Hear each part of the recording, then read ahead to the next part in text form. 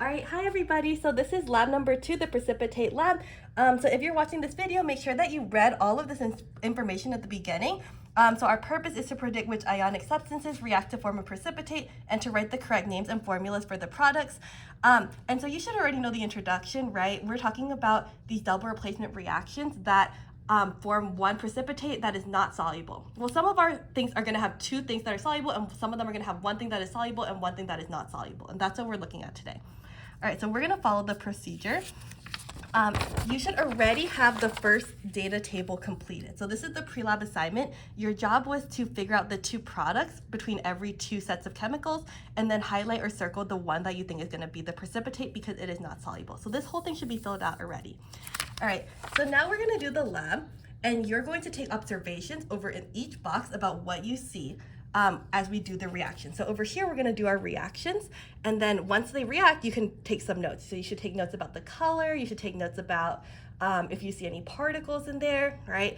So I'm going to do all the reactions, and then you can pause the video after that to take some notes.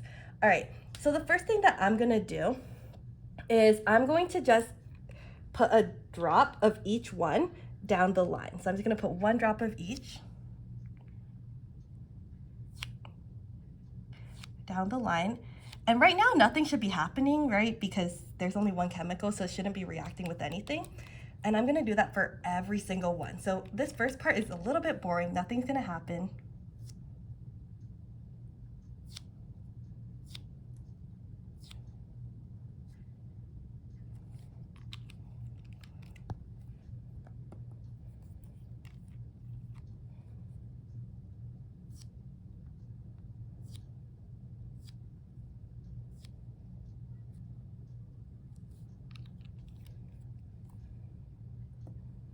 Miss Lee, why are you doing this on black and white? Okay, so you should be looking at the black and white because later on when we see our colors, some of them are easier to see on a dark background and some of them are easier to see on a white background. So you can be taking observations about how it looks on the black and also how it looks on the white. It's up to you. Oh, thank you.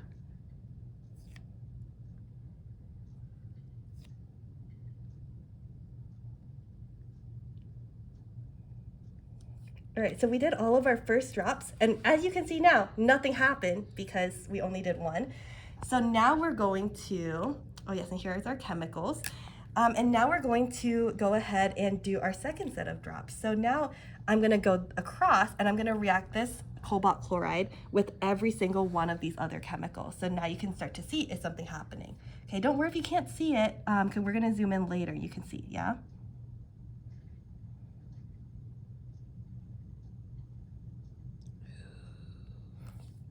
So you can see if something is happening. You can take some observations for this row, right? Pause so you can see.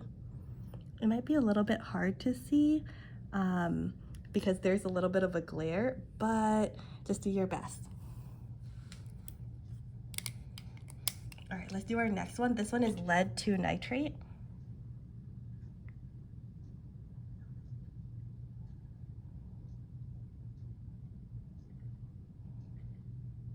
All right, so go ahead and pause and make some observations about what is going on over here.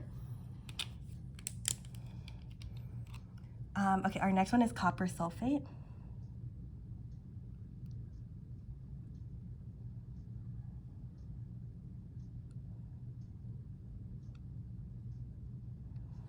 All right, so pause and make some observations. Do you notice any changes or are they the same? All right, our next one is iron 3 nitrate.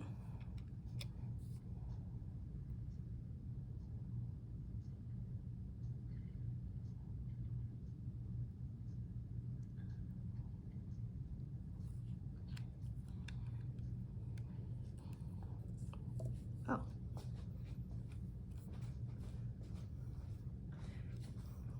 And then we just don't have this chemical right now. So the ones that are blacked out, we just don't have it. So you can just skip those ones or cross them off. What's that? Strontium chloride? Yeah, this one is strontium chloride. You can kind of see, right? Some of them, they look like nothing. That's okay. Like, not every single one's going to have a reaction. And then our last one is silver nitrate.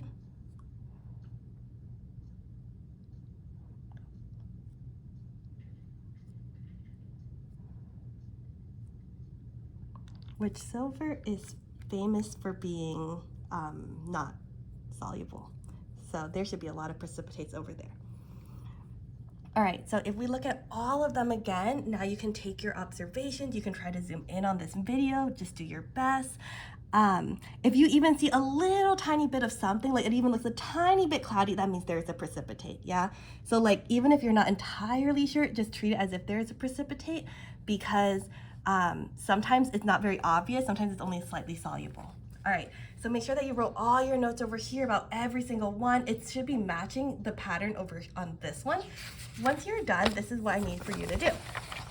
All right, so for our analysis and conclusion, these are the numbers that we're going to write down on this side. So you're gonna write the number, and then if there was a precipitate, there's gonna be a net ionic equation. What you need to do is you need to write the net ionic equation. So you're gonna write, for example, this one, cobalt plus, well, you write in chemical formula, right? CO2 plus, cobalt plus phosphate, PO43 minus, yields, and then cobalt 2 phosphate. You'd write out what the answer is. You'd write the precipitate name in words, making sure you include all your Roman numerals if they have a Roman numeral, yeah?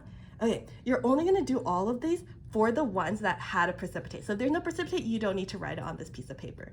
All right, good luck, thank you.